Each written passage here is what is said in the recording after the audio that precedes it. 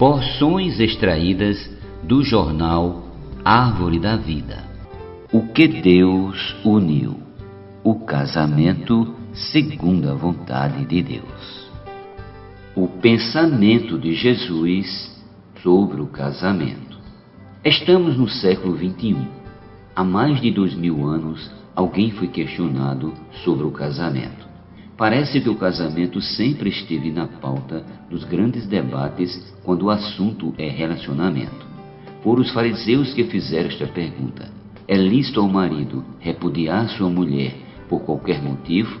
Mateus 19:3. Jesus estava sendo posto à prova. Para embasar sua resposta, ele não temeu voltar 4000 anos. Pensamos que, com o passar do tempo e com a efemeridade dos relacionamentos nos tempos atuais, o casamento seja ultrapassado. E o melhor que podemos fazer quando as coisas não funcionam bem é sua imediata dissolução. Ao voltar no tempo para apoiar sua resposta, o Senhor Jesus manda-nos uma mensagem. Quanto mais sofisticado for o tempo, quanto mais modernos forem os relacionamentos e quanto mais parecer que o casamento é insustentável em nosso século, mais precisamos voltar no tempo. O casamento só terá sustentação nos tempos pós-modernos se voltarmos ao princípio, a fim de resgatar os valores perdidos do casamento. O recado de Jesus é este: se o casamento conseguir enfrentar os questionamentos da cultura anti-casamento e voltar às raízes ao início, é questão de sobrevivência. Foi isso que o Senhor orientou aos que não criam no casamento. Deviam voltar ao início. Que princípios norteadores do casamento temos no início? Jesus os revelou. Por esta causa, deixará o homem pai e mãe e se unirá à sua mulher, tornando-se os dois uma só carne. De modo que já não são mais dois, porém uma só carne. Portanto, o que Deus ajuntou, não o separa o homem. Mateus capítulo 19, versículos do 5 ao 6. A primeira coisa importante aqui: o casamento é uma causa. A causa é aquilo por que se faz algo, é o que motiva, é a razão de um propósito ou meta. A causa do casamento pode ser vista com o que o apóstolo Paulo escreveu aos Efésios.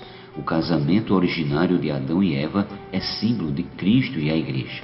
Quebrar o casamento é ignorar a causa de sua existência, representar o relacionamento de Deus com o homem. Para o Senhor, apenas a morte justifica a separação, e talvez o adultério, se de fato não houver reconciliação. Fora disso, não existe coisa pequena ou grande que resulte em divórcio. Mateus capítulo 5, versículos 31 e 21.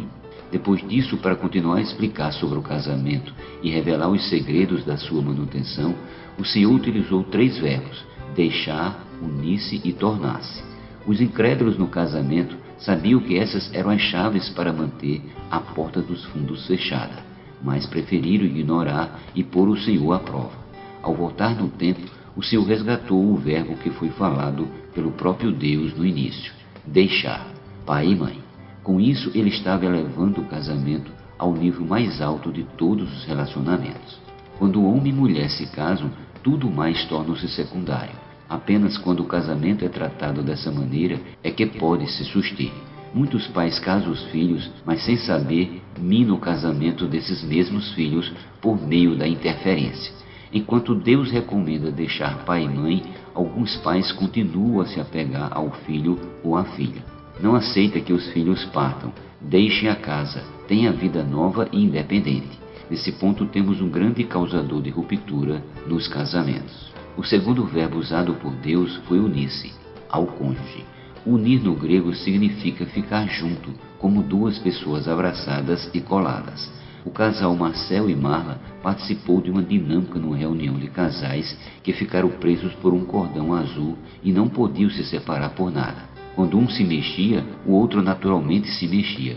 Quando um se locomovia, o outro necessariamente o acompanhava. Ali tínhamos um casal de fato unido.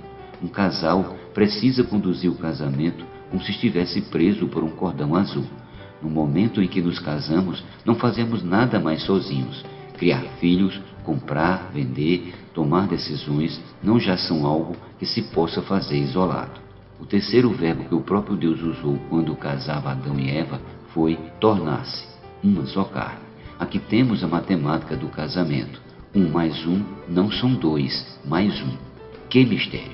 Assim como a Bíblia diz que aquele que se une ao Senhor é um espírito com Ele, 1 Coríntios 6,17, homem e mulher, quando se casam, tornam-se uma só carne. As histórias e os propósitos se fundem e com certeza seus corpos no ato conjugal.